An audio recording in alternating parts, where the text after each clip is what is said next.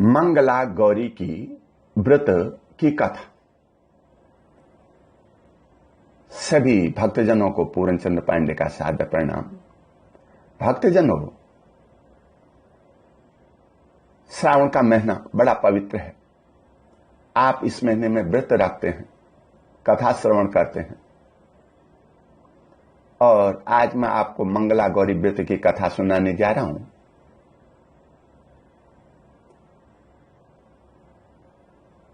काशी नरेश धर्मदेव की पत्नी सती साध्वी एवं पतिव्रता थी,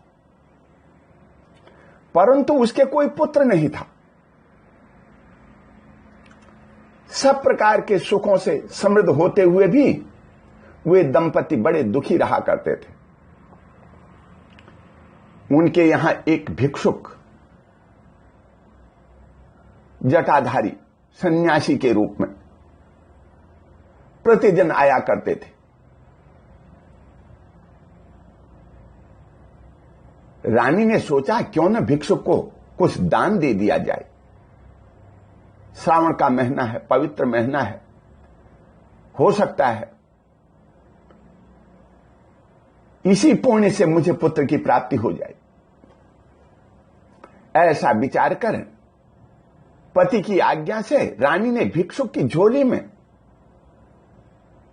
छिपा करके सोना डालते हुए कहा, जाओ, अब तुम्हें भिक्षा मांगने की जरूरत नहीं है।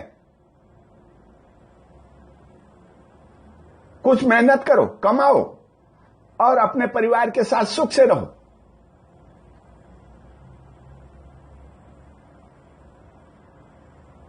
परंतु इसका परिणाम उल्टा ही हुआ। वो तो जटाधारी थे, संत थे।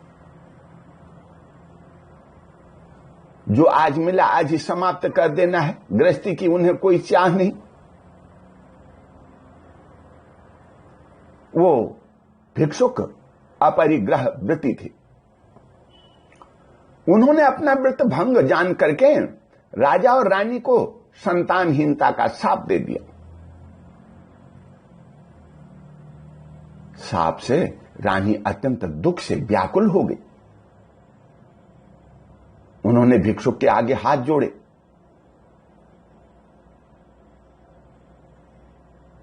शाप मुक्ति के लिए प्रार्थना की। तब भिक्षुक ने कहा, आप मंगला गौरी का व्रत करें और यह सब शापों को, पापों को, दुखों को, कष्टों को दूर करने वाला है, सभी मनोकामनाओं को पूर्ण करने वाला है। मेरे शाप का प्रभाव तभी समाप्त हो सकता है जब आप मंगला गौरी का व्रत करेंगे। अवश्य आपको पुत्र लाभ होगा। लेकिन वह पुत्र अल्पायु होगा। 21वें वर्ष में उसे सर्प डस लेगा।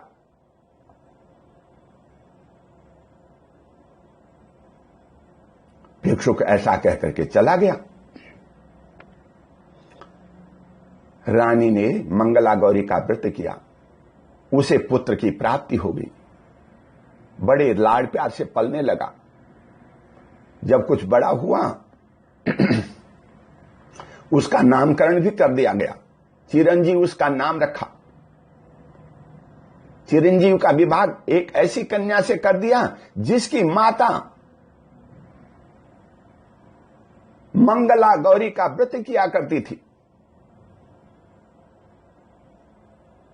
और कन्या को भी मां के व्रतों को देख करके पूर्ण जानकारी थी कि विवाह के बाद मंगला गौरी का व्रत किया जाता है। यह व्रत अनिवार्य है, ऐसा उसे मालूम था। जब विवाह हुआ, श्रावण का प्रथम मंगलवार आया, तो उस नवविवाहिता ने मंगला गौरी का उत्तम व्रत किया। इस व्रत के प्रभाव से विवाहित स्त्री विधवा नहीं हो सकती। अतः उसका पति चिरंजीव शतायु हो गया। न तो उसे सर्प ने डसा और न ही यम के दूत 21वें वर्ष में उसके प्राण लेने के लिए आए। यह था उस कन्या का भाग्य और व्रत का महत्व, फल, जिससे उसके पति की आयु बढ़ गई और उसके सारे कष्ट मिट गए। इसलिए यह व्रत प्रत्येक नवविवाहिता को पति सुख के लिए तथा पुत्र लाभ के लिए अवश्य करना चाहिए। व्रत के बाद हो सके तो उद्यापन भी आप करें। 4 वर्ष तक श्रावण मास के 16 या 20 मंगलवारों का व्रत करने के बाद इस व्रत का उद्यापन करना चाहिए, क्योंकि बिना उद्यापन के व्रत निष्फल होता है। व्रत करते हुए जब 5वां वर्ष प्राप्त हो, तब श्रावण मास के मंगलवारों में से किसी भी मंगलवार को उद्यापन करें। आचार्य का वर्ण करें, सर्वतोभद्र मंडल बनाकर उसमें यथाविधि कलश की स्थापना करें तथा कलश के ऊपर यथाशक्ति मंगला गौरी की स्वर्ण मूर्ति को स्थापित करें।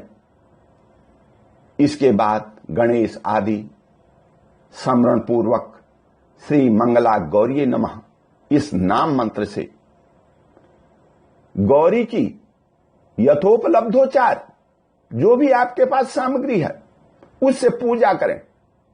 16 दीपकों से आरती करें।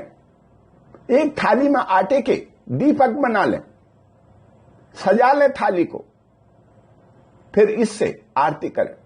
मंगला गौरी को सभी सौभाग्य द्रव्यों को अर्पित करना चाहिए। दूसरे दिन यथासंभव हवन कराएं, पूजन कराएं। 16 ब्राह्मणों को सपत्नीक बुलाएं, पायस आदि का भोजन करा करके संतुष्ट करें।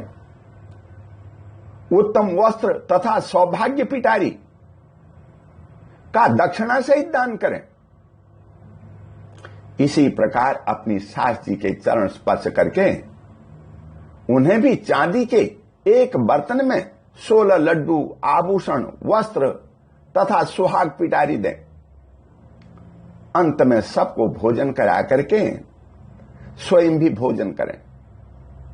इस प्रकार व्रत का उद्यापन करने से वैधव्य की प्राप्ति नहीं होती है और बुद्धिमान पुत्र की प्राप्ति होती है। घर गृहस्थी के संपूर्ण लाभ प्राप्त होते हैं। इसी के साथ ओम शांति। बोल मां भगवती की जय।